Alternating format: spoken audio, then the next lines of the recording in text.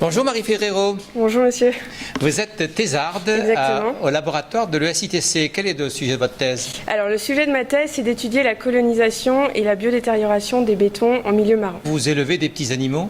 Exactement, c'est un peu ça, oui. C'est pas des animaux tout à fait. Alors c'est plutôt des algues. C'est des algues. Oui, voilà. Alors, vous nourrissez des algues? Exactement. Alors on a par exemple ici une solution avec des algues à l'intérieur, les nutriments qui leur permettent de croître en toute tranquillité, et puis de l'eau de mer qui a été faite de façon artificielle pour reproduire leur milieu. Alors vous leur donnez quoi à manger à ces algues? Alors elles mangent plein de molécules chimiques, donc des phosphates, des nitrates, etc., qu'on a fabriqués dans le laboratoire aussi. Alors on leur fabrique une sauce, on leur donne à manger, mais pourquoi vous leur donnez à manger?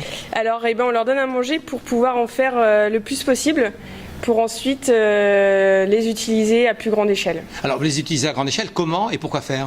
Alors on les utilise dans des, on va appeler ça des grands aquariums, qui font 50 litres chacun. Et pourquoi faire? En fait, c'est pour étudier dans un laboratoire comment évolue la colonisation d'un béton. Alors pourquoi étudier la colonisation d'un béton par des algues marines?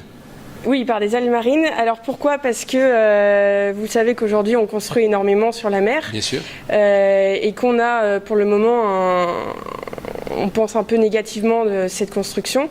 Et donc nous on voudrait savoir si au contraire, est-ce que la présence d'algues pourrait au contraire donner un peu plus de force, on va dire comme ça, au béton. En d'autres termes, les algues amélioreraient la qualité du béton?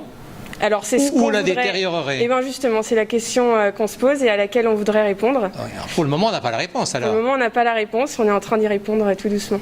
Et est-ce qu'en fait, l'objectif ne serait pas de, si on a une réponse presque positive, de trouver la meilleure algue à faire coloniser?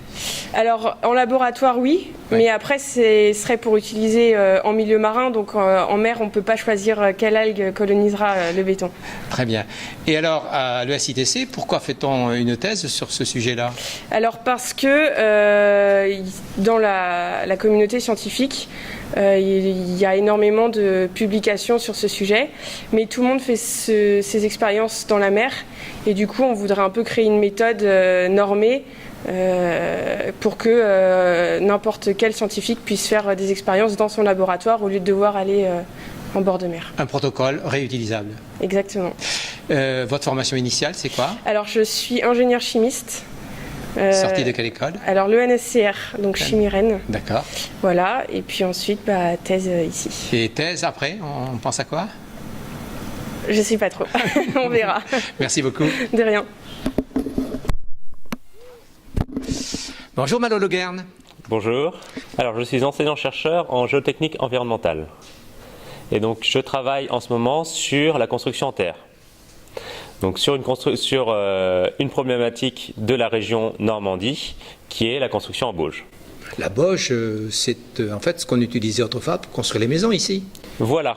Et donc c'est un savoir traditionnel, mais dont la science ne connaît pas exactement les tenants et les aboutissants. Et pourquoi en savoir plus sur la bauge?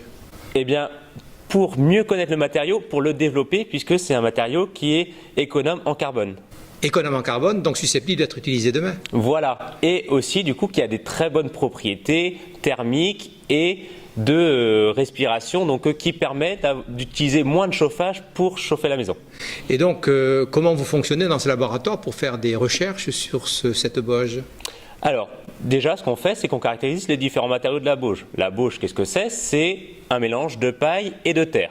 Donc voilà, donc on caractérise la paille, la terre, et puis on essaye de faire différents mélanges pour voir comment évolue ce matériau-là. Vous avez des thésards qui travaillent avec vous? Alors, j'ai un thésard qui vient du Vietnam, qui s'appelle Tuan Phung, et donc qui s'occupe vraiment de faire tous ces essais et d'essayer de comprendre comment marche ce matériau.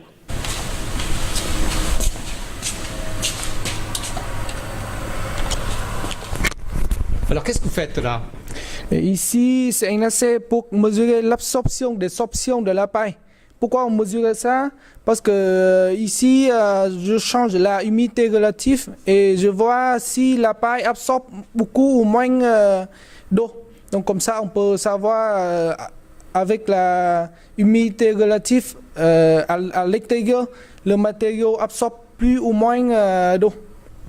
Ici, je fais des mesures pour mesurer le retrait du matériau parce que l'intérêt d'ajouter la paille, c'est diminuer le retrait. Et comme ça, quand on ajoute la paille, il y a moins de retrait, donc moins de fissures. Comme ça, le matériau supporte mieux la charge. C'est cette expérience que vous faites là.